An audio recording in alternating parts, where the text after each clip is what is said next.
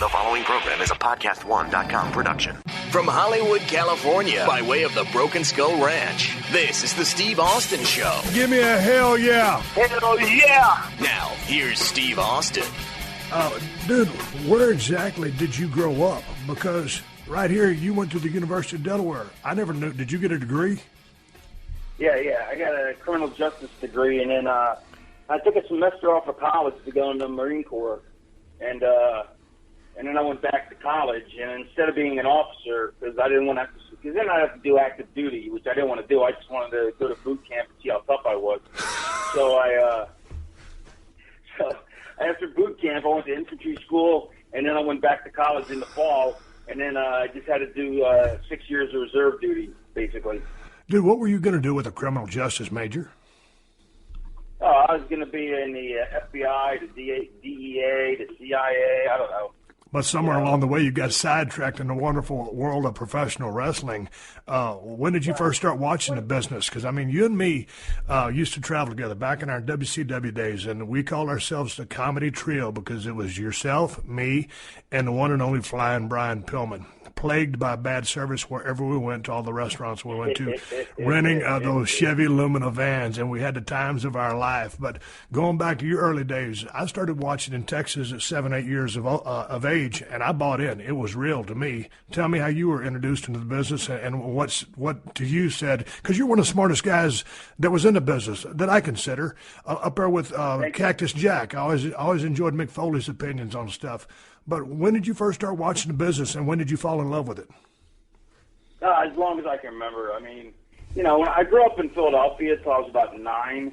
So I remember, so I was there. So what was that? In the early 70s when Chief Jay Strongbow was at his peak, and I remember Sonny King was a babyface, which, I'd never heard of him again anywhere else, hardly, and except then it turned out to be like a heel manager later on. He was like a big black guy, but he wore like a loincloth and as a babyface, and what else? The Fuji and Tanaka were the tag team champions. They're always, in their running, whatever. I think when I thought it was real when I was about, 6, 7, and then I was disabused of that notion, and pretty soon came, it's kind of how I figured out there was no, Santa Claus wasn't real, which is actually kind of a silly story, but, so one day I go to my mom, I go, reindeers can't fly, can they? And because I figured that reindeers can't fly, that Santa Claus must be a fake. It wasn't that he could deliver packages all night all over the world and get everybody right. And just get it done. And it wasn't the fact that he lived in the, the North Pole, had a house on the pole, with reindeer, and, and one reindeer had a blinky red nose. And, I mean, there was more holes in that story than Swiss cheese. But, but the thing that tipped it for me was the reindeer couldn't fly. I was like, reindeer can't fly. So I'm not buying this nonsense. Got to tap out on the gimmick. That was always interesting because you bought into the fact that Santa Claus could indeed deliver all these packages down all these chimneys. And we only had one house that had a chimney. But, you couldn't get FedEx, UPS, and all the other gimmick package delivery services on a page to deliver all that stuff. It was back then. I know, but it was a novel idea. Yeah, I'm saying, but they didn't even have that there, so I couldn't even think that, well, maybe he FedExes them to everybody. And they just, and the post office plays along, and, it's like, that didn't factor into my theory. But did y'all ever do the gimmick, where, make some chocolate chip cookies or whatever, and then put the gimmick glass of the milk in there, and of course, somehow, some way, either one or all of the cookies were eaten or a bite was taken out of them, some of the milk was drunk, and then I was like, man, Santa Claus stopped by, man. Well, that explained why he was so fat, because he had to eat a bite of cookies, man. But you got to figure, as somewhere along the way, he would have come across one of the boys, and they would have gimmicked up the chocolate chip cookies with X-Lax, and then it could have made for a real interesting story. I mean, he could have been flying over, Hoboken, New Jersey, taking off from your place, and like a crippled goose. So Absolutely, yeah. So at what point did you decide to say, man, I'm going to go to wrestling school? It's a really silly story, but dude, that's all I got time for is silly stories. That's what a podcast is. What was it? I realized that. Well, actually, I also considered going to law school, but I realized that I really had no interest. Like, I never had to study in high school. Yeah, you get to college, and all of a sudden, you go from, I was seventh in my class in high school, and that was without studying, and then now I got to go to college, and all of a sudden now I got to study just to get B's and C's. You know what I mean? Well, not study, but barely study to get B's and C's. Right. Like, if I would have worked at it, I could have got A's, but that wasn't happening. And so, so I was like, man, I'm not going to law school. This isn't for me. And so I had always loved wrestling, and it was just like, I don't know. I mean, I just figured I want to do it before I'm 50. I don't want to be 50 years old, but I'm 51 now. But I didn't want to be 51 years old going, man, I wish I would have done that. I wish I would have tried, man. And so I figured I'm better off trying and failing. Well, not failing, trying and being unsuccessful than not trying at all. And because the guy who sits on the couch is the failure, Right. The guy, if you try and you're unsuccessful, you're just unsuccessful. But it doesn't make you a failure, because to me, you had the guts to try. People, I've always told guys, I've always had a flock or a crew of people or whatever, and I've always told them, I said, look, I don't care. Yeah, I mean, I didn't want to look back at my life as going, man, what did I do with it? Here was an avenue I really wanted to explore, but I was too scared to try. I didn't want to be that guy. I mean, that's also why I went in the Marine Corps. I wanted to see how tough I was. It's like, you want to know that you're, I'm not the toughest guy in the world by any stretch of imagination, but, you want to know that if the world's coming to an end, you can defend yourself and your family. You know what I mean? Okay. Well, you were. Let me step in here. You were tough enough to make it through boot camp, and so you went through the reserve duty. But so, and proving that you could go through boot camp, it showed some level of toughness. Did that validate you as a person? What did you think about that? That's a whole long. There's so much more to that story. I was saving that for my book, but which I'm going to write. I got about 5 pages done.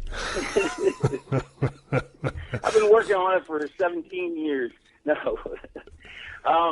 But yeah, there was a lot of reasons why I felt like I needed to validate myself, but career-wise, I wanted to be fulfilled, and I always loved wrestling. I remember when I was a kid one time, me and my buddy were wrestling, and when we were like 7 years old, and I put him in an arm bar in a hammerlock. And then all of a sudden he was crying, because kids aren't going to, tap to each other, or stop. All of a sudden he starts crying, and then he was all mad at me. And I was like, man, I'm sorry. I thought you were going to, do whatever, and counter it or something. I didn't know. And but I wanted to give it a shot, and I figured, look, if I'm unsuccessful, I'm unsuccessful. But I also made sure that when I left, by then after living in Philadelphia, I moved to Milwaukee, Wisconsin for a year. So I saw the AWA, and which I got a funny little story about Dusty as a fan. And then a year later, we moved to Florida, and when I was 12, and so I grew up in West Palm Beach, in my high school years, and so we watched Florida Championship Wrestling, which was just awesome. Just a really great wrestling show. But I was when I was in Milwaukee, Dusty Rhodes was a heel. He was a bad guy. Yeah. Him and I guess Dick Murdoch were tag partners. And so but he was flying back and forth. So within 3 months or 6 months, he's in Florida as a babyface. So I moved to Florida, and we lived like 2/3 of a mile from the West Palm Beach Auditorium, and so all the local kids would walk to the auditorium every Monday night because they had it every Monday night there, and it was like $3 a ticket. But if the world champion was there, it was 50 cents more because championship prices were in effect. I love it. So everybody's like, man, there's this guy, Dusty Rhodes, you'll love him. I'm like, I don't like him at all. He sucks. 11-year-old kid, like just, they were like, blowing him, and I'm just, I'm just like, man, you guys are stupid. You don't know anything. He's a bad guy. And then like 2 weeks later, I'm like, I love it. What was it about Dusty that because one time when I've told the story many times, but I'll tell you again. I was 7 or 8 and we were living in Edna, Texas, and I was watching wrestling, and it was Sam Houston Coliseum, and someone, I can't remember, had Dusty Rhodes in Iron Claw. And Dusty was bleeding like hell, and a security guard was strolling real slowly around the ring, and the lights were turned down pretty low, old school effects. And he had they just had the lights over the ring. Yeah. Oh, yeah, dude. Back when the atmosphere was killer. So anyway, I look at my mom. She's reading her book, and the security guard actually has a firearm on his hip. And I said, Mom, why didn't the security guard help Dusty? Because, boy, I thought it was a shoot. So, but Dusty, and tomorrow night I'm going to host or do the Q&A thing for the Jake the Snake, Resurrection of Jake the Snake thing here in Culver City. But Jake was the reason I got into wrestling. Dusty was the reason I got into wrestling. Flair was, too. What was it about Dusty that captured you? Because I liked his moves, and this was me as a young kid. At the time, I wasn't able to appreciate the words in his promos. I appreciated the lisp and the cadence, and they almost hypnotized me on an audio level. The cadence, absolutely. It was the lisp and the cadence, and the body language that he did with it. But just the fact that you use those terms is part of the reason why you're the Stone Cold Steve Austin and not Joe Jabroni, with a podcast with 8 people, because you aren't like, to me, it's amazing, not to change the subject, but it's amazing, like, guys will go through this business and they'll work on this, moves. And I'll give you an exact example. Elix Skipper's a great kid. I really like him. And he did the single most amazing move in the history of wrestling, in my opinion. The TNA, they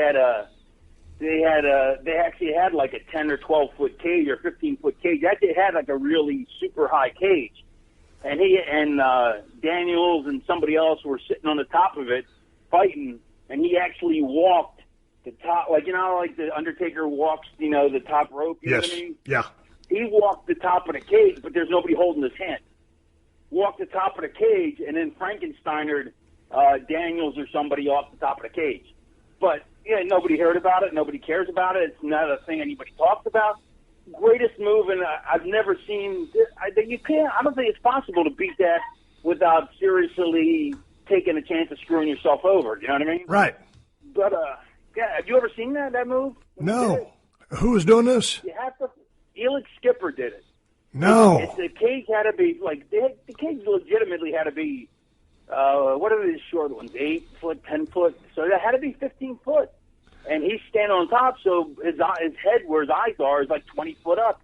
And he climbed up in the corner, and then Daniels and them had shimmied out to the center, and whoever he was punching with, I guess. So Elix walked on, on a balance beam, walked the top of the cage, and then Frankensteiner, I think both of them, or at least one of them off the top. And of course, it wasn't the finish or anything. Why would it be? Yeah, but is the point you're trying to make the way Dusty talked and moved and captivated the crowd? My point. Let me come back to it. So my point being is that Elix all the time would work on his moves. I'm like, dude, that if you have 5 good moves, that's all you need. I consider sitting in the corner one of my moves. Yeah, you don't need that many moves. What you need is to develop a persona, a character. And it's like, if he would have been, if he could have developed or would have developed a personality to match his athleticism, wow, unbelievable. I mean, he could have, he could have been Rey Mysterio before Rey Mysterio, but, you know what I'm saying? He could have been the small guy well, I guess it was after Rey Mysterio, but he could have been a small guy that had jumped to a next level, but a smaller guy. but he never worked on the character. And I'm like, why do you spend so much? It just drove me up a wall that he would spend so much time working on the attribute that, let's face it, in all honesty, is the single least important part about wrestling, is the actual wrestling. You know, and people might hate that I say that, but the people that spend the money, the casual fans that make up the real box office, they're there for the entertainment. They're there for the showmanship. They're there to see Dusty with his cadence and his lisp and the flip-flop and fly. And they want to see that larger-than-life character, you know, go in there and do what they do. And when you go back to Dusty Rhodes, and you're talking about the fancy high-flying moveset that the other guy had, when you think about Dusty Rhodes, you're thinking about classic, grab a body part, work the body part, and then, I mean, just the magic stuff. I mean, bionic elbow. Dude, when he used it to start dropping bionic elbow, especially in the tag when heels are feeding in and he starts dropping that bionic elbow, and then he does that, I call it the snake charmer, where he rolls his hands together and rears back and delivers that trademark bionic elbow right in the guy's forehead, and the dude takes a big flat back quick bump for him. Dude, and then he shakes his hips and moves backwards, and it just turns that charisma on, and the roof blows off the place. And that's what's really interesting, the other Dusty thing, his selling. He knew how to sell, like, I know when you were getting over, there was another guy that got over so big who did absolutely nothing, who has a move set of 2 moves, and he knows it. He'll tell you that. It's the Road Dog. The Road Dog has the shimmy, shimmy, shimmy, and the knee drop, and the shimmy, shimmy, whatever, jabs. Yeah. No, the jab. I guess the shimmy, jabs, and a knee dropper or whatever. It's a very small move set, and he'll tell you. But because he learned from his dad. All he does is sell. He goes, all right, I'm going to hit my 2 moves and then cut me off and beat me up. Get the meat. And people get behind it, you know? It's simple. I mean, like, not to put myself over, but one time when I was Johnny Polo, I was working Virgil. And and I actually got Virgil I actually got people to chant. Of course, it was the other way, because if you have enough steam on you as a heel, you can also cause the same effect. But I got the people to chant "Go Virgil, go," which I think probably was the first. Right.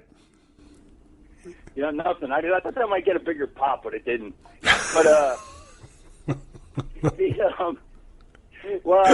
apparently you never had to work with Virgil.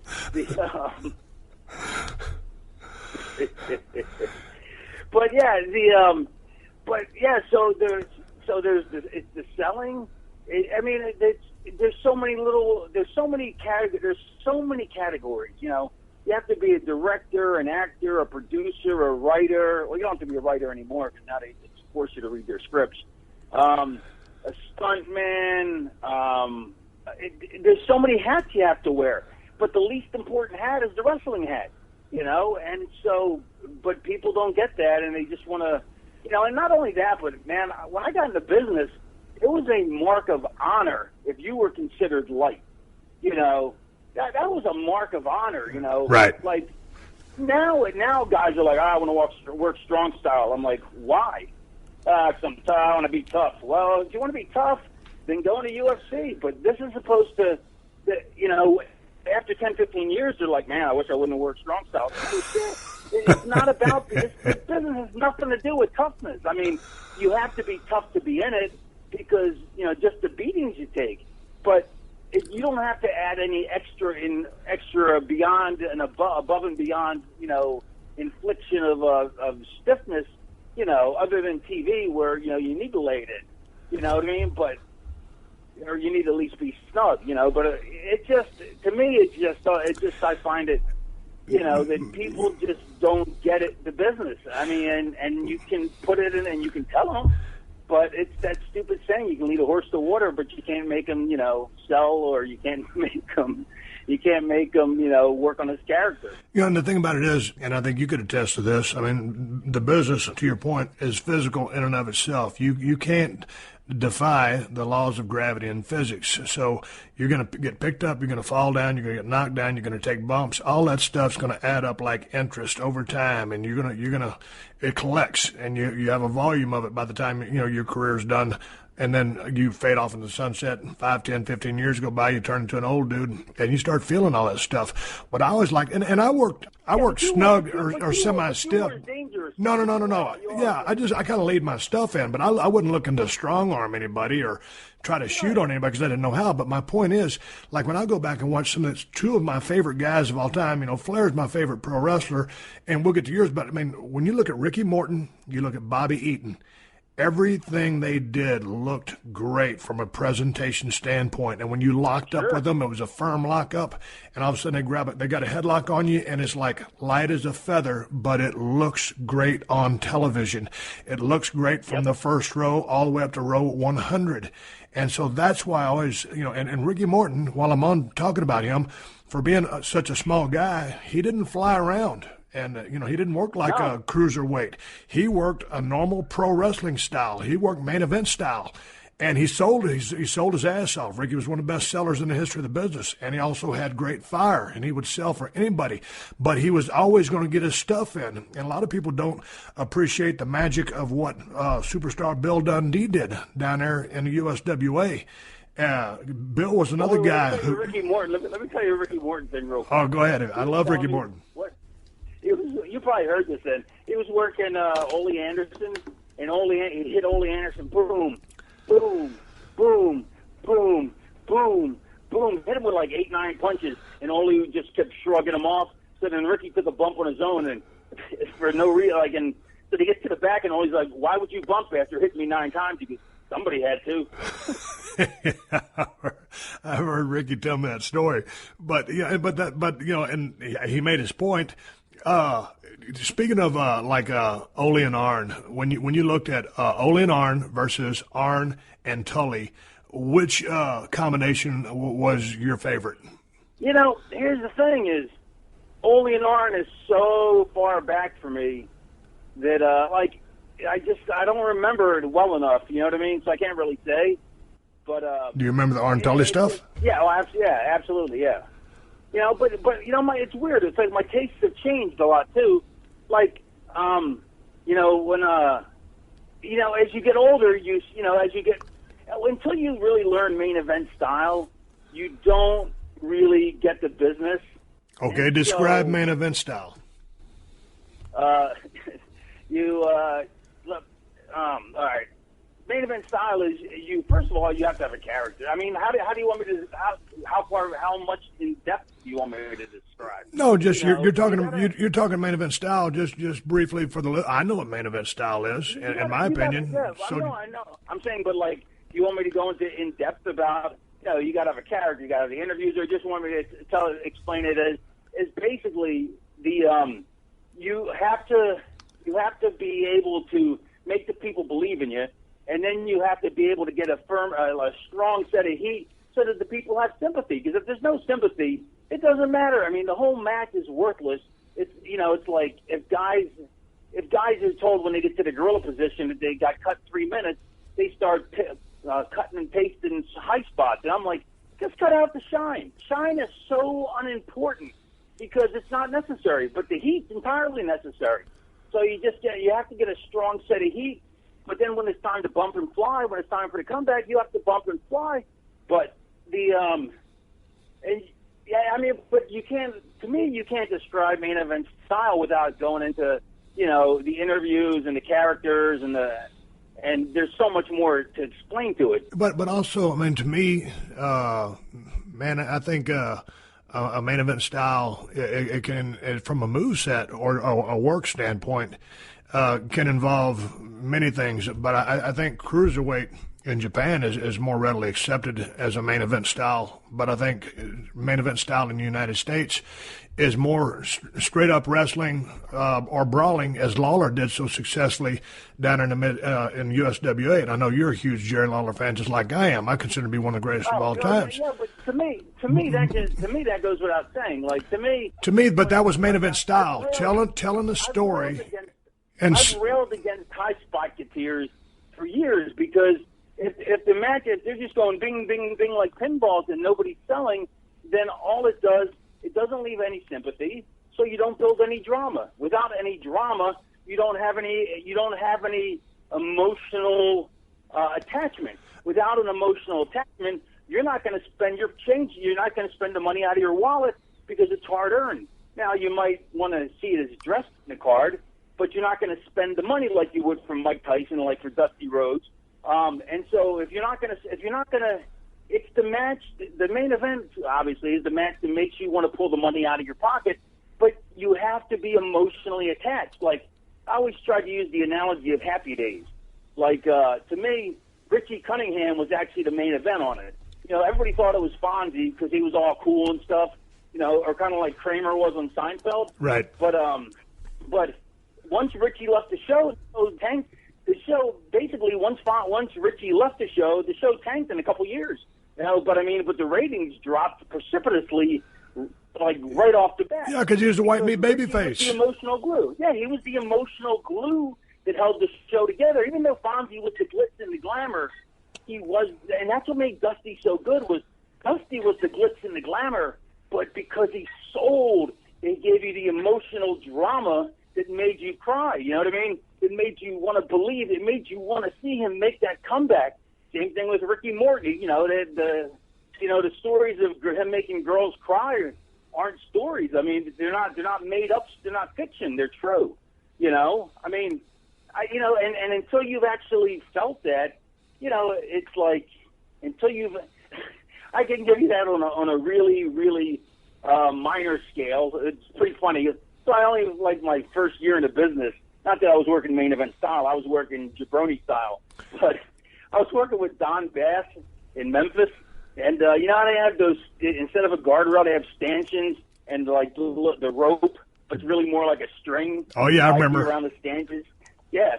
So he starts to put the string around my neck to choke me, and some fan grabs him to pull him off of me. So leave him alone. And then, of course, that makes him pull tighter and starts choking me out. So the lady's trying to help me, ends up choking me out just about, which isn't main event style by any stretch of the imagination. But the point being is that somehow what I was doing was making her emotional. Either she was somebody with mental difficulties, or she had gotten so emotionally involved in the match that she felt the need to actually intercede on my behalf. You know, and that's the thing is, with a match where the moves are just moves and moves and moves and moves, and nobody's slowing down, which also I think is because of a lack of poise and a lack of grace in the ring.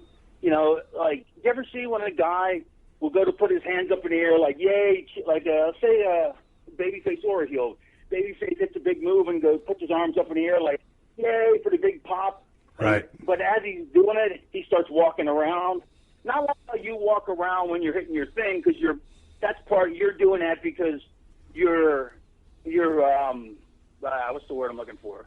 You're showing off to all the corners, right? You know, but when you're ready to hit your pose, you hit your pose to one side, boom. Right. Then you hit it to another side. But you watch guys with no grace and no poise, and as they raise their arms, as soon as they get their arms up, they'll turn to the other side, and just as the people are about to react, they'll turn to another side.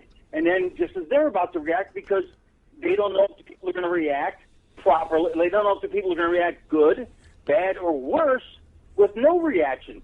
So that way, they can't be hung out to dry because they never really stop for the pop. So in their mind, they don't put themselves out, and so they're not, they don't have to feel self-conscious. And that's part of the problem, is if you're doing moves nonstop. And that's one of the things I hated about Benoit, was when he was on offense, he was too self-conscious.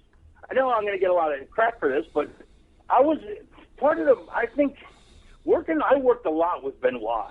And to me, you know, he was an amazing seller, you know, and, you know, in the match where they put the title on him, like, I actually saw that because I was at a paid thing, at a paid appearance, and I was like, man, the way the match built, I go, if they're not putting the belt on him, they should call the audible and put it on him anyway. And then they put it on him anyhow, so it worked out perfect. But but offensively, he could never stop. He had to keep chopping and chopping and chopping and chopping. Luckily, he was the only one doing it, so it was okay. So it didn't seem. But if there was another couple guys doing the same thing that was over like he was, then all of a sudden you would see the flaws in it because he never gave you a chance to sell. He never gave you. What you don't get a chance to sell, then how am I going to commit to the act of drama? You know, and so he and then he would never have I think he felt a lot of self-conscious because whenever he would pose half the time, or at least further back in his career, he would do the thing I was just talking about. And not that he wasn't an amazing athlete, and not that he wasn't amazing in Japan, and not that he wasn't a double murderer. So you have to take that into account too. But the whole thing is that, to me, I hated the fact that he would never let me sit because he was too self-conscious to gloat to the crowd, or to play what he did to the crowd. So I would he would chop me in the corner and chop me, and I'd just have to drop to my knees and powder, and then figure I'd get a breather, but no, there he was, right behind me, spin me around, chop, chop, chop. So, I mean, I made the most of it. But to me, and I know from what I've read, I know you were a big fan of working with him, so I'm curious to see your feedback. This is the Steve Austin Show.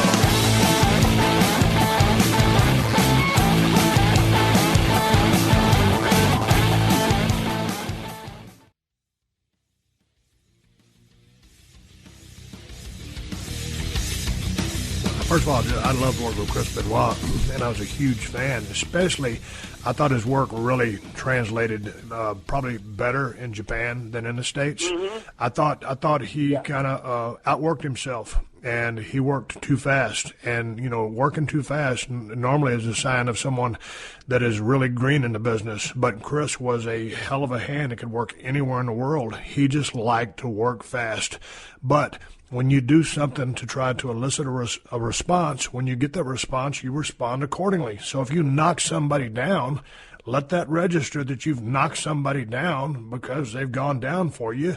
And then, you can pace around. There's times to hit the gas pedal. There's times to pull off. But you got to let people breathe in and grab hold of the fact that, hey, this guy's in trouble. And if you never stop chopping wood, you don't have the chance for the audience to get emotionally involved like they want to. So I'm not going to sit here and pick apart his work because he was premier. But Chris Benoit, I think, would have been even better than he was had he slowed down and let those moments breathe. And again, he's not here with us anymore, but I'm just saying that would be my only critique of his work: slow down and let the other guy, to your point, sell. So let me, now that I've put the downside on him, as a Japan style, he was outstanding. And frankly, because he was he looked the part, he was believable in the part, it was okay because it worked in the sense that you have to have different things on the card. You always have to have different things on the card.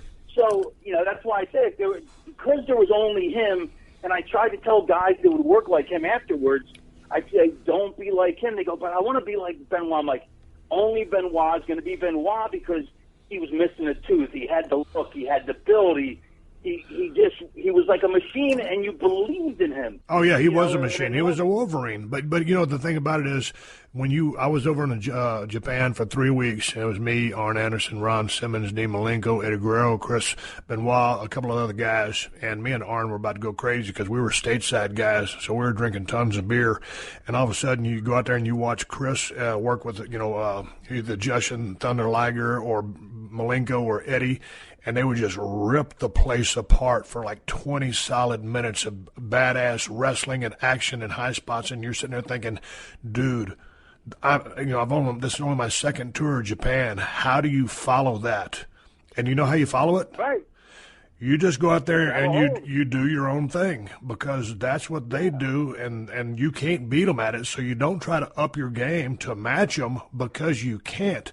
So you stick to your same game plan. You do the same Stone Cold stuff or Stunning Steve, whatever I was back in. You do your same stuff. But I tell you what, when you first go over there, it was intimidating because you think, I got to do what these guys are doing. No, you don't. You do what you brought to the dance and what brought you there in the first place. You wrestle your own game. And I think the reason he kept getting faster and faster was because he got more and more self-conscious and he couldn't stop because he didn't know how to stop. Because once you stop, all eyes are on you. And once all eyes are on you, you got to have something to do with yourself. Like I and I'd swing my hair out of my face, and it would flop back in, so I'd push it aside with my hand, and I'd snort my nose, and I'd look around like I was thinking, but while I'm that's that creative process that you're creating time for the audience to buy in and take heed to the fact of the damage that you've just done. You're killing time, but you're doing it in a creative fashion. Yeah, you have to build time and space.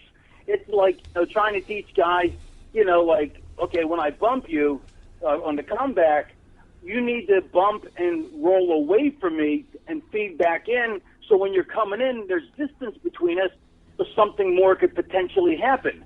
It's like, I hate the fact that guys always reverse. Like every time somebody gets shot off the ropes, there's always a reversal. Man, back in the day, and not to sound like Vern Gagne, but back in the day, a reversal was a high spot. Because if you think about it, you shoot the guy off because you're in control. You're shooting him off because you're in control. He reverses it.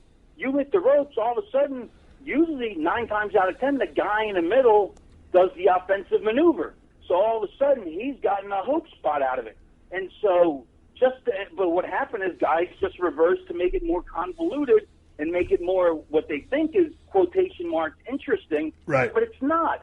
It just craps up. It just craps it up, and you'll never see me. Well, of course, I don't really work anymore, but you never really saw me reverse a guy and shoot a guy off and have him reverse, unless I had a plan that was part of the drama, not just to be for high spot's sake. Not just to make it a mixed up bag of nuts. Okay, for the sake of the high spot, let's shift gears to the work that Shawn Michaels was doing. I consider Shawn to be, I think he's the greatest in-ring performer I've ever seen, just from a standpoint of being mechanically inclined to do everything, present it well, not kill anybody, never botch anything. So I think he's that good. But back in the day, it's funny when you watch pro sports. Did you work him a lot? When I first went to WWF, I was a ringmaster. Man, I wrestled Shawn, 3 or 4 nights a week for, a couple months. I'm saying, but once you were Stone Cold, though, did you work him much? No, not as much, because, that's when he took time off. But my point is, people, you're talking about for the sake of the high spot. When I thought about Shawn Michaels back in the day, I wouldn't give him any credit. I'd say, high spot artist. Well, but he wasn't, though. No, well, I know, that's what I'm saying. My point is, as soon as you got in a ring with him, you're like, well, that was the defensive side of me being a competitor and not wanting to put the guy over. But as soon as you lock up with him, it's like, and you go through 5, 10, 15, 20 minutes with him and do it for a couple of months, you're like, Jesus Christ, this is one of the baddest dudes I've ever worked with in my life. And so then you give him the respect after night 1. But I wouldn't, because I was stuck on, he's a high spot artist, because he was doing these awesome sequences, but he would also sell as well. So, but it took actually working with him in person for me to reverse my thoughts and think, hey man, this dude's one of the best of all time. Yeah, he's an unbelievable athlete. And of course, me and Marty used to be really close as partner. And I've always, as you know, tend to open my mouth and be kind of, say what shouldn't be said, because it's just rude, so it's none of my business. And, me and Shawn were friends, but we got along anyway. And, but me and Marty were good friends. But I asked Shawn one day, I go, you're so freaking talented. How come when it's a match and you're super beat up and the guy shoots you off, you don't run the ropes like you're beat up? You run them like you're fresh as a daisy. And he goes, I don't want the boys in the back to think I'm blown up. And I believed it. Yeah, I believe that's what he meant, too. I don't think he was BSing. But it's funny, though, But, yeah, he's amazing. But still, to me, the best worker of all time was the King, was Lawler. And of course, you're going to have to go back 10, 15, I don't even know how long you go back before to see real Lawler stuff. But Lawler was amazing. He was mind-bogglingly amazing. And not only that, but he did some stuff like, we talked about this last week or whatever, we were on the phone, but when Joe LeDuc picked them up, like they had this table that was like an iron table. You know, like you couldn't break it to save your life. You know, it wasn't going to break, and it was probably like 4 feet high because Lance Russell and Dave Brown would stand at it during the Memphis house shows, and it was probably a solid 10 feet away from the ring, and Joe LeDuc and Lawler obviously agreed to the spot. Joe LeDuc picks him up over his head like a press clamp and throws him into the table. I mean, that was seriously a badass spot before there even were badass spots like that. You know, but, I mean, not just to show one side of him that you would never even think of the King doing. But his work was so extraordinary. His ability to get over, and just his cleverness. Like, he, you know, one time he was working Razor Ramon, and Ramon would always throw the toothpick at the guy. So he throws the toothpick at the King. The King all of a sudden goes down like he's been shot. They come over, the referee comes over, Razor comes over to see what's going on. The King's holding the toothpick in his eye, like the toothpick went right in his eye. And what a brilliant way to get 4 minutes out of 4 or 5 minutes out of it. Instead of having a 4 or 5 minute match, which you got to have, where nobody really gets over because it's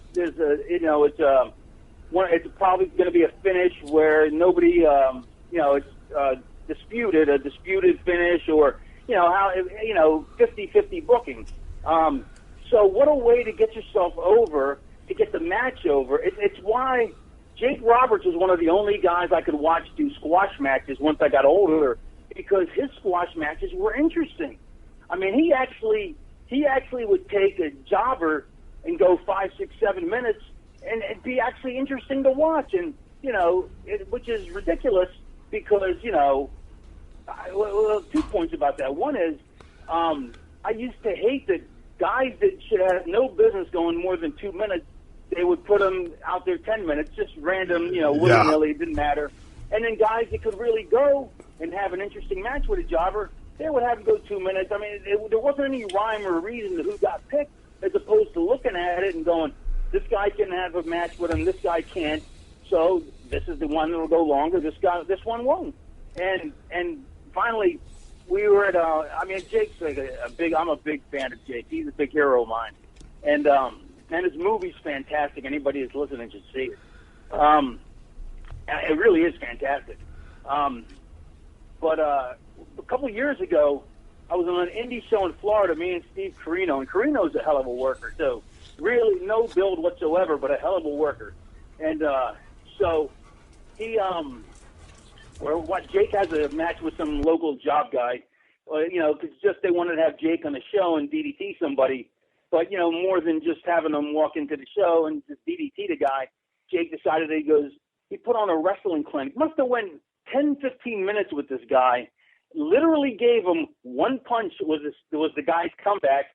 And me and Carino just sat there with our jaws hanging on the floor. We were so mesmerized by how brilliant the work was. I mean, like, the amount of gaga he did, because there's good gaga and there's bad gaga. It's like mic work, Now everybody, at least for the longest time, every match got on the microphone. Just like every match got a valet. There's an art form to having a valet. There's an art form to talking on the mic. If your promo is my gauge is this: if the promo you cut is only as good as the guy in the front row, let me rephrase it. If the guy in the front row could cut the same promo, then it's not a very good promo. Right? I mean, if you're just going to say, let me tell you, when I'm coming to get you, I'm going to kick your butt, blah, blah, blah, that's not a good promo. And so Jake was able to make the match interesting, doing gaga and just stuff that was so intriguing, and taking his time with the guy, and then I can't even remember what he did, but I don't think anybody else in the business could have done it, I love asking you questions, and then just the way you just go off on a tirade. I love it. But so when you say gaga, good gaga, bad gaga, now you've got to define to my listeners what gaga is. Well, she's a singer now. She's starring on American Horror Story. No, the gaga is what you do it's the Shakespeare. Yes. It's what you do between moves. Correct. It's the filler. It's the filler, but it's more than just. It's the mannerisms. It's the actions. But let me just say, but filler sounds like it's extraneous. Right. It's not. That's why I hate using that word. But it's why it's like, okay. It's character work. How long can you take from, like, if you bumped a guy, and then how long can you take, not that you want to take forever, but you don't want to just immediately pick them up and chop wood. So now you got to put it, like we talked about earlier, you got to put in a little effort. But if every time you bump them or whatever, and then you hit your pose to the crowd, well, that's going to get old too.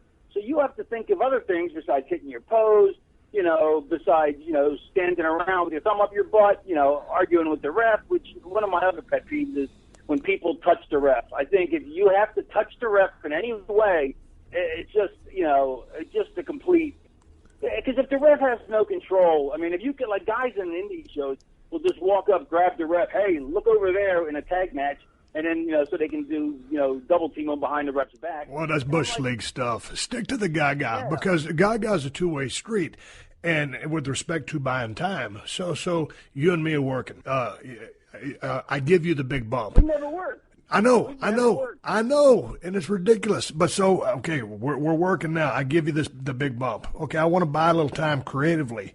I might adjust my knee brace. I might look at the front row. I might react to someone who said something. Then, by the same token, you know what time it is.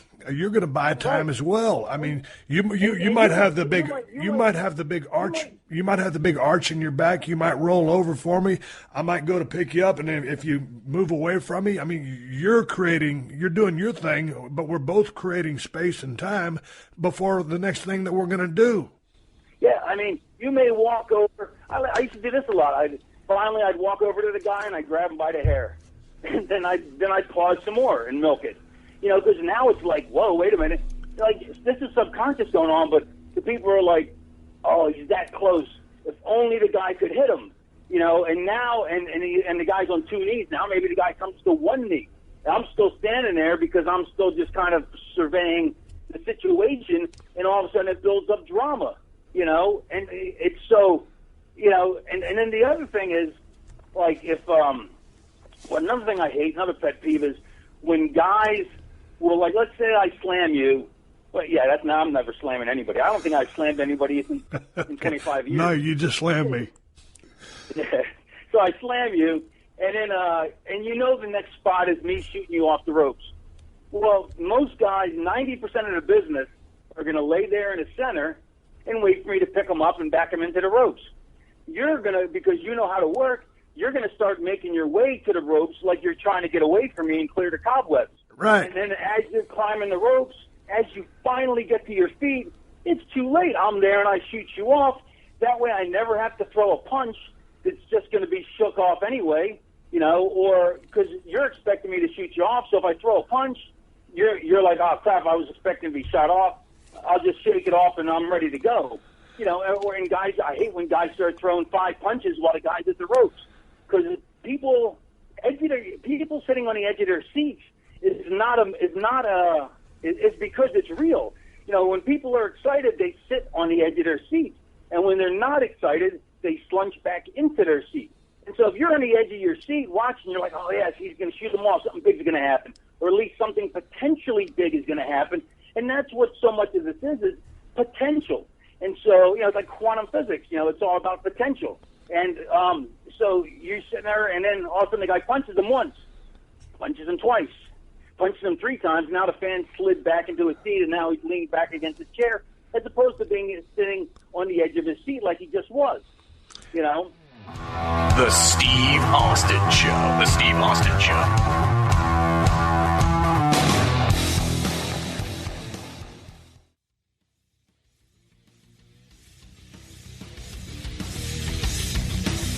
Yeah, because it wasn't spontaneous. Now, on the other hand, had I slumped over to the ropes, and maybe if you were giving me a blind feed and we're going to jam in, and maybe you were actually jacking with the crowd a frog's hair, and then when you turned in to reach for my arm, if I fired back 3 times and catch your ass and get you rocking. If you've had a little steam on me, bam, we got the people up. Boom, I go to shoot you in. If I go for the backdrop, whether you kick me or if it's the dreaded reversal, you catch me with an elbow at the ropes, boom, I go down, back to your shenanigans. The reversal's okay. And a reversal, that's correct. Okay then, because that makes sense. That is telling a story that you had the advantage, you shot me off, but I had enough wherewithal because you only were able to hit me with 3 punches, and I had been dominating you long enough that when I reverse it, that's okay because it meant something.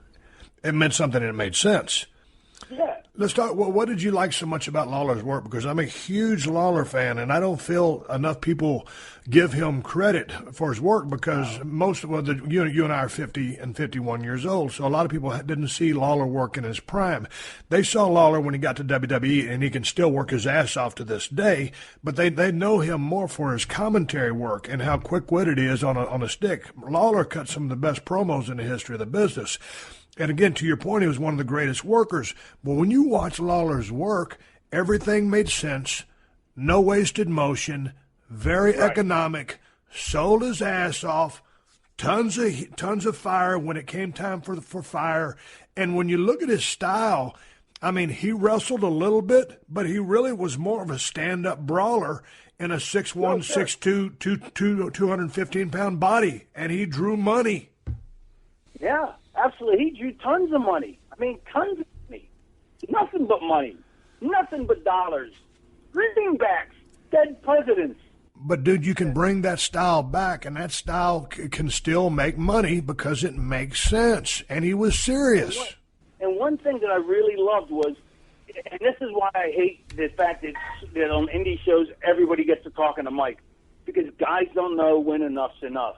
They don't know, like the king knows when it's time to work, when it's time to talk, when it's time to gaga, when it's time to do whatever. Because there's so many different little things that need to be done in a match or can be done, and you can't dwell on one forever at the expense of the others. It's like I wish people were able to work in a territory because I worked for 2 years in Portland where we worked literally no less than 6 nights a week and sometimes 7.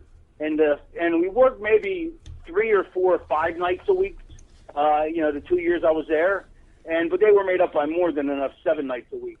But I learned to listen to a crowd, and when a crowd is cheering, it doesn't necessarily mean that they're totally behind you. It could mean like, okay, we're cheering because we're supposed to cheer. It's like aloha. Aloha means like 16 different things, in Hawaiian. It could mean hello, it could mean goodbye. It could mean, screw you. It could mean I'm hungry, or I don't know. I don't really speak Hawaiian, so I don't know. But it can mean a lot of things. And so does an audience's clapping, and so does their, response.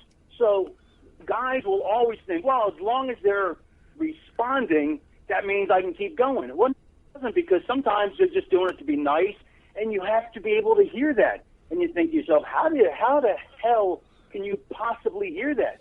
And I don't know, but I learned because I got to work with some great veterans. I got to work with the grappler basically and pick his brain every night for 2 years in Portland. Who at 19 or was 20, he was on top for Watts, and he actually beat Andre and somebody else in the same it was a handicap match or something, and he actually Watts, like Andre the Giant and somebody else.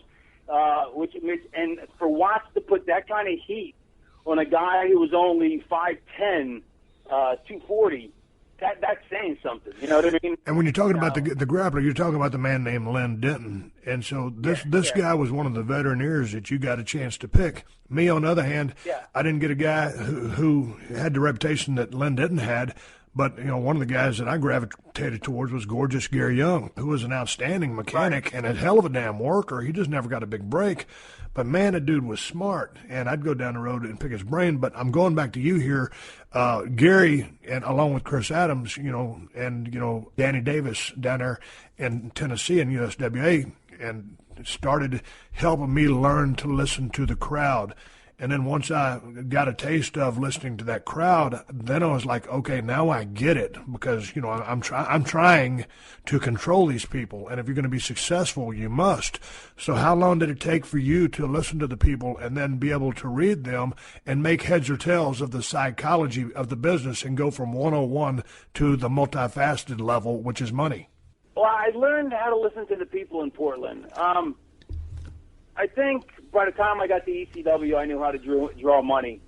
And although I did draw some money in Portland, but, you know, so, I mean, but I still wasn't at that level yet. You know, like I still, I know I wasn't at that level yet, but, you know, but I was over enough that I put some asses in some seats.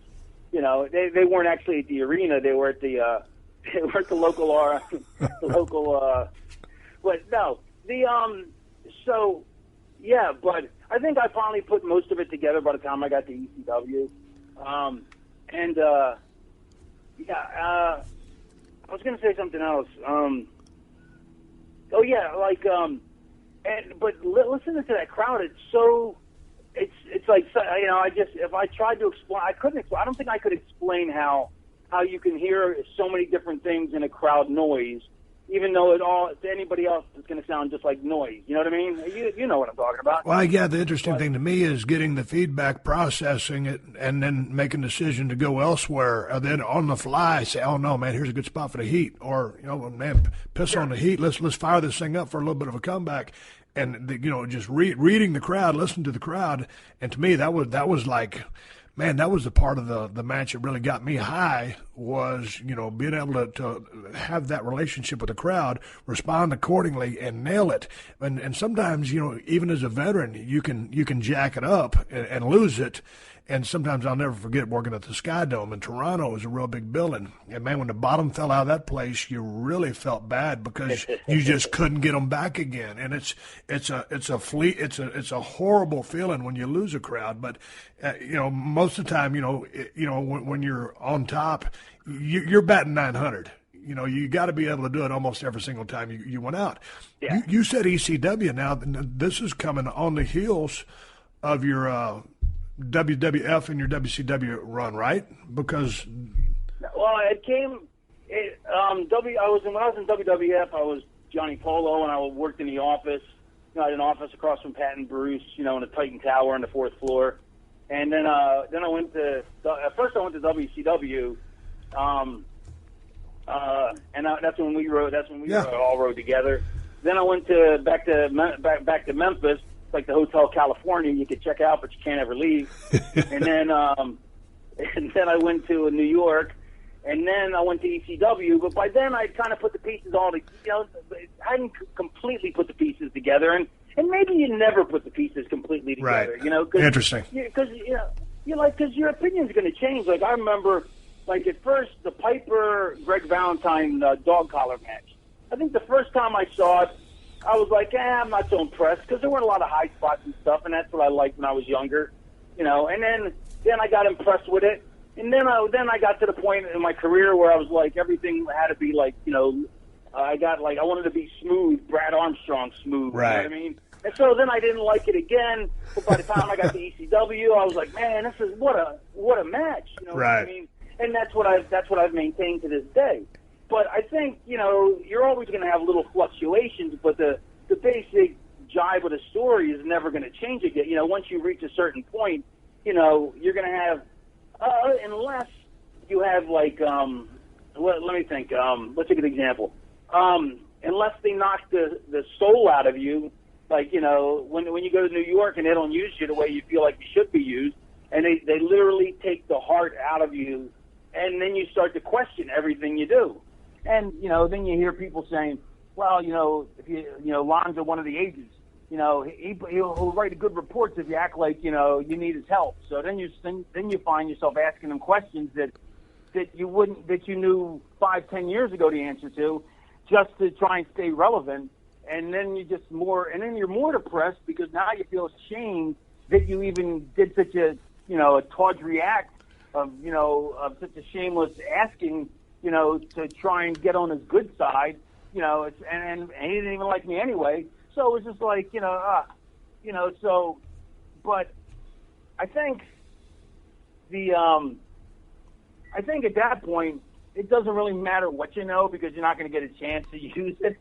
And so I was glad that, so I guess I put myself off on a side note here, on a tangent, but I guess I was glad that I got to end my career. You know, TNA wasn't the place I wanted to, you know, finish my career, but at least I got to finish it on top, you know, for the majority of my time there, you know, so that's a whole other side point, but I forgot what the question was. Well, it was just about you know, when you really learned how to read a crowd, and it really wasn't back until you got to ECW after you'd run through, you know, WWF. You came through WCW, and you were having really good matches then. And we were all traveling together. That's all we did when we went down the road was talk about the business.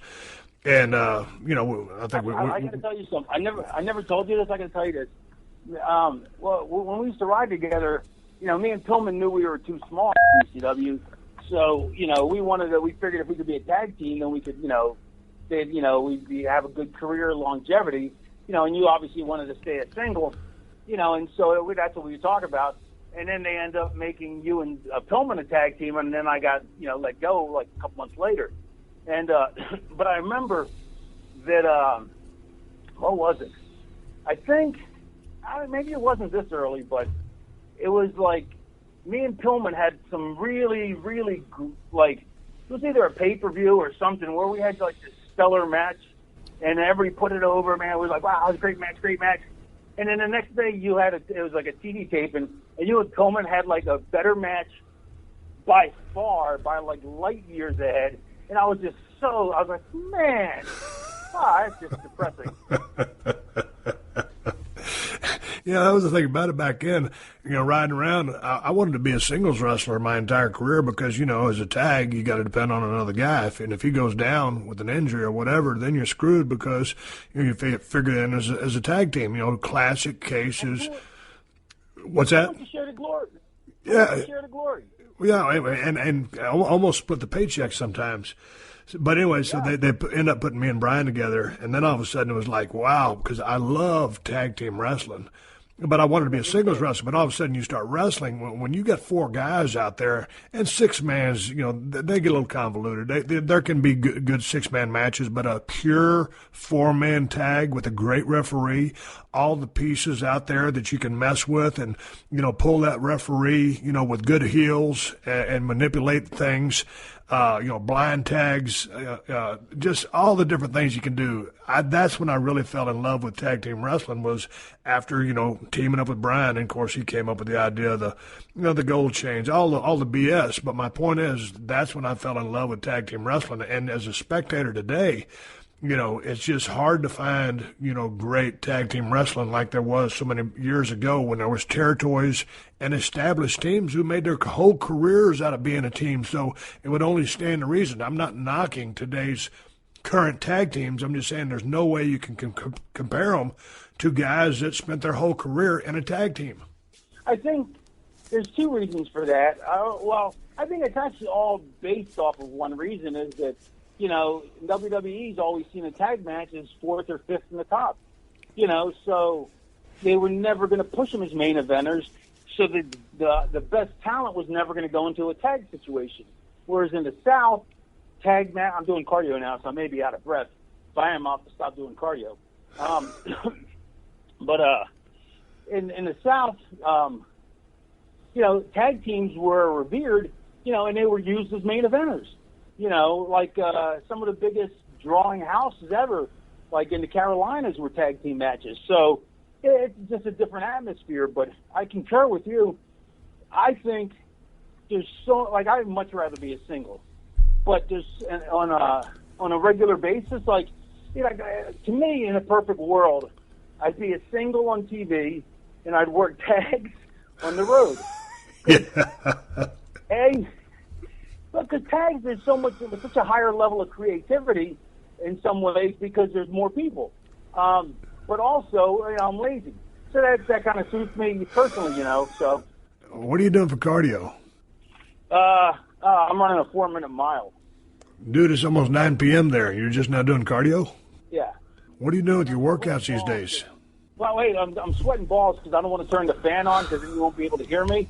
So I'm like, I'm really dripping sweat bad. All right, well, why don't we do this? Why don't we wrap up the podcast here, and then I'd like to come back and talk to you, and we'll go Unleashed, and I want to talk about the creation of the Raven character and your time in ECW, and focusing on that window of things that were going on there and how you came up with that character and the promos that you were dropping, because, man, there were some heavy promos being delivered there, and yours were among the best. And, dude, you know, you were there. You were in that locker room, so there was a lot of guys that you were doing business with and working with in some of the angles. So I'd like to take some time to research that and have you back on the Unleashed show, where I know I love listening to you talk about the business, but you and I cuss a lot. So I think when we take the filter off of you, I think it'll be even better. Are you down with that? Well, yeah. I mean, but here's the thing too: is, you know, like, I don't cuss if I'm in an environment where I'm not supposed to, but because I'm at home, you know, and I'm putzing around the house and I'm talking to you, I forget that I'm in an environment where I'm not supposed to curse. You know what I mean? So, you know, it's funny, you know, that it's very easy to put a dichotomy between cursing and non-cursing, you know, when you know you need to. But it's also the elements of your location and being on the phone and whatever. So it's much easier if I'm on the phone. If we're in person and I have to not curse, I can do that. But on the phone, it's going to be, too many F-bombs. And, you know, here's the funny thing about the business before we go on this note. And when you go into the finish room, for some reason, I don't care who you are, for some reason, there must be every cuss word known to the history of man is used in the finish room. And just because, I don't know, somehow those words best fit into the description of the emotions and the setup that you're trying to make to affect these people. Wouldn't you concur that? I mean, and most of the boys cuss. I mean, there's some guys that don't. And on this show, this is my family-friendly show, but just with respect to finishes, that's where the cussing starts. Yeah, absolutely. And real quick, the when I was in WCW, like, I knew I had to protect my character because I didn't have Paulie protecting me like in ECW, and back then, like, me and Sullivan didn't get along like we do now. So, and he'll tell you, well, whatever. But so he used to, him and Terry Taylor were the bookers, and they would come bring me in for the finish, and they'd go, all right, we got this laid out, and, you know, maybe me going under this week. And I'm like, well, that's a good idea. I go, but what about this? And I'd lay out some other idea with me going over, and I'd give a reason, which they couldn't argue with because it made logical sense. Instead, they'd say, okay, we'll do that then.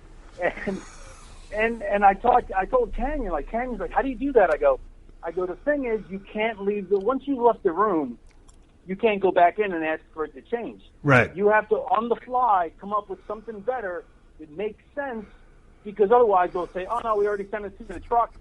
It's already in the thing. We can't change the finish now. So eventually it became Terry Taylor would always tell, like, whoever was trying to get me, go find Raven so we can suggest the finish. But it wasn't that you were adverse to doing jobs. It's just you had a better answer, and if it was logical, great. But and that was the key, because back in the day, and, you know, Triple H has gone on record as saying this, and he wasn't talking out of school. It was true. Sometimes, you know, when I'd go to work or whatever, if I didn't like the finish, and, dude, I was always a reasonable guy. I was always going to put somebody over when it was time to. But if I didn't like the finish, I'd say, no, F that. We're not doing it. And I'd leave the room. I would never offer a solution. And so, you know, sometimes I was a little bit hard to work with from that respect. But when you approach it, and so if there's anybody out there listening, don't approach it the way I did back in the day for a period of my career. Approach it the way Scott's telling you to, with a logical alternative that does make sense. And the chances of it getting shot down may still be high, but you're not taking yourself out of the game. You're not slamming the door and just walking away saying, no, we're not doing that. Find a different way. You're trying to solve the solution, the task at hand, and, you know, maybe get yourself over. It doesn't matter as long as the match gets over. Both people get over, but you provide an alternative. I think in defense of you, though, I think you never expected that kind of pressure on you, you know, and the pressure had to be exorbitant, you know, because you're carrying the company on your back, you know, so. But some of the times I was so amazed at the things that they wanted to come up with. I was like, are you kidding me? I mean, come on, man. Like the Brock Lesnar thing. Yeah, that was. How could you lose to Brock Lesnar in your very first match on TV without having a, you know, without a build-up and a pay-per-view? You know, I mean, sure, get your ass handed to you. You know, go out there and get your ass handed to you for 5 weeks in a row, whatever. But don't just beat you in a match for no reason other than petty reasons. Which I understand is probably why you would, you know, go F no. You know what I mean? Yeah, and the bad thing about that was I knew Brock was money back in the day when I first met him. And me and the guy are friends, and we've always been friends. But it's like that wasn't a good business decision. Now, of course, on a personal or business decision, I handled it in the worst way I could by just saying, you know, well, that's when I effectively quit, and I was gone for 6 or 8 months or whatever it was. But, you know, hell, that, you know, it was basically career suicide for almost anybody. I lost a lot of money. The company lost a lot of money. I got it was just a bad part of my life that I handled in a horrible fashion. And if I could go back, it'd be one of the things I'd redo. But, yeah, man, I mean, sometimes the finishes were just so ludicrous, it was unbelievable. Do you think if you would have said, I'm not doing it, but come up with something else and I'll do it, they would have said yes, or were they just dead set on it happening? No, for some reason, you know, I was running up down the road, and I was in Columbus when Jim Ross called me with the creative. And, you know, back in the day, I was drinking a lot of whiskey. And then he laid out the finish for me, and I was laying in a hotel room. I was going to work Columbus, Georgia with Ric Flair that night in the cage. And I said, you know, if that's creative, you know, I ain't going to be there. And so, you know, he told me to call Vince. And I called Vince, and we had the same conversation. And, you know, I always hate to talk to people on the phone. I would much rather be talking to you in person. But that night when I had that conversation at 2 a.m. with Vince and said, and he laid the exact scenario out for me. I said to him, so that's what we're doing, huh? And he goes, yep. And I was like, you know, I was like thinking, okay, like, well, yeah, well, unless you don't like it, Steve. You know, he didn't say that. So I'm just like, oh, really?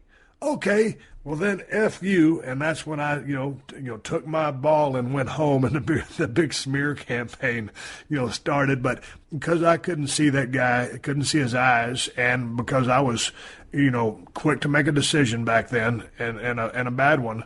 So I blew that one. And that was on me. I don't know. See, to me, if they were doing that, no matter what, then I think you did the right thing. I mean, because sometimes you got to take your ball and go home, but only when you're carrying the ball. You know, when you're in the rest of the card and you're not carrying the ball, you know, it's a lot different. You know, things aren't. But if you were making all the money for the company, that's just a silly piece of petty booking.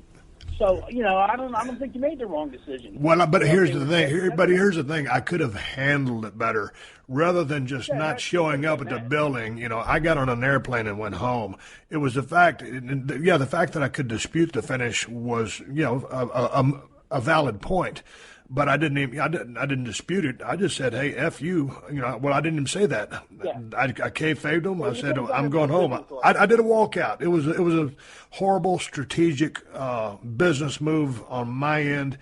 End of story. Here's what I'm going to do. I'm going to go back. I'm going to do some research, watch some stuff, because, dude, you and me have been friends for a long time. And how this podcast happened, it's like, man, we traveled together for a couple of years, and then we always got along in the business, and we hit it off for some reason as soon as we met. Maybe it's a similar sense of humor. And then, man, we traded a couple of phone calls over the years, and then I tried to call Scott a couple of times and never left a voice message, and he left a voice message, and it was a big just miscommunication or lack of communication or perceived heat. And I was down there in Atlanta, I was 100 miles out of Atlanta filming a show for CMT, and I said, man, I got to talk to Scott. I'm 100 miles away from him. I'm going to give him a call. So anyway, that's how we finally got in touch. You're one of the oldest guys I've known and the longest guys I've known in the business, and we're both still alive. And through all the stuff we went, you know, that's a good thing. So I'm glad to be talking to you, and I appreciate you coming on the show. Thank you, man. Thank you very much. All right, dude. Good talking to you. You too, man. I'll talk to you soon. This has been a Podcast One production. Download new episodes of The Steve Austin Show every Tuesday at PodcastOne.com. That's PodcastOne.com.